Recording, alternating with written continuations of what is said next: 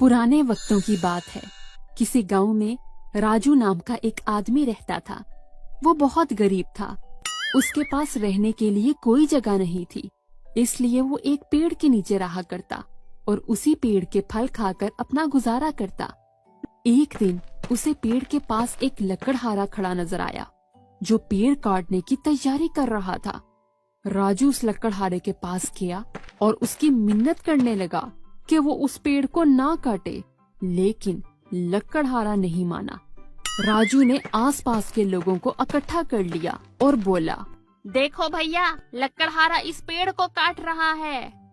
नहीं नहीं, हम तुम्हें ये पेड़ नहीं काटने देंगे। हमारे गांव का सबसे पुराना पेड़ है ये। तभी दूसरा आदमी बोला, हाँ हाँ, हम इसे ये पेड़ नहीं काटने देंगे। ये पेड़ हमारे लिए बहुत अहमियत रखता है। आखिर ये सब देखकर लकड़हारे ने हार मान ली और पेड़ काटने का ख्याल दिल से निकाल दिया और वहाँ से चला गया। पेड़ ये सब देख और सुन रहा था। कुछ देर बाद जब सब लोग वहाँ से चले गए तो राजू को अपना नाम पुकारने की आवाज सुनाई दी। जब उसने इर्द गिर्द नजर दौड़ाई तो उसे कोई नजर न आया। गौर से सुनने पर उसे पता चला कि ये आवाज तो पेड़ से आ रही थी। तभी पेड़ बोला, तुमने आज मुझे कटने से बचाया है। मैं जानता हूँ कि तुम बहुत गरीब हो। मैं तुम्हारी मदद करना चाहता हूँ। मेरी बात ध्यान से सुनना। रोज मेरी शाखों में से एक फल तोड़ना और एक दुआ मांगना। तुम जो मांगोगे तुम्हें जरूर मिलेगा, पर ये याद रखना कि तुमने एक दिन में सिर्फ एक ही फल तोड़ना है और एक ही दुआ मांगनी है। जरूर जरूर, मैं ऐसे ही करूँगा। राजू बहुत खुश हुआ और उसने एक फल तोड़ा और दुआ मांगी। तभी उसके सामने बहुत सारा खाना आ गया।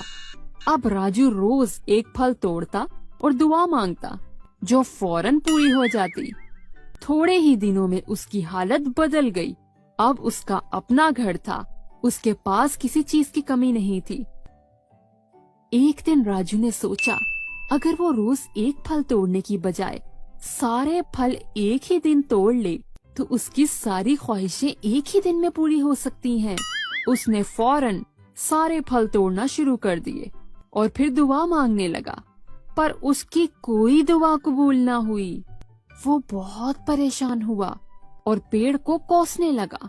उसने पेड़ को बहुत बुरा भला कहा, मैंने तुम्हें कटने से बचाया और तुमने मुझे धोखा दिया। मैं तुम्हें कभी माफ नहीं करूँगा। तभी पेड़ ने राजू को याद दिलाते हुए कहा, मैंने तुम्हें पहले दिन से ही बताया था कि तुमने रोज सिर्फ एक ही फल तोड़ना है, पर तुम्हारा लालच इतना बढ़ गया कि तुम मेरी कही बात को भी भूल गए और अब मुझे बुरा भला बोल रहे हो। जो हुआ वो तुम्हारे लालच का ही फल है। राजू को पेड़ की कही हुई बात याद आ गई और उसे बहुत पछतावा हुआ। तो बच्चों, हमें इस कहानी से ये सबक मिलता है कि लालच इंसान का सबसे बड़ा दुश्मन होता है। इसलिए इंसान को कभी लालच नहीं करना चाहिए। जो कुछ अल्लाह पाक ने दिया है उसी में खुश रहना चाहिए।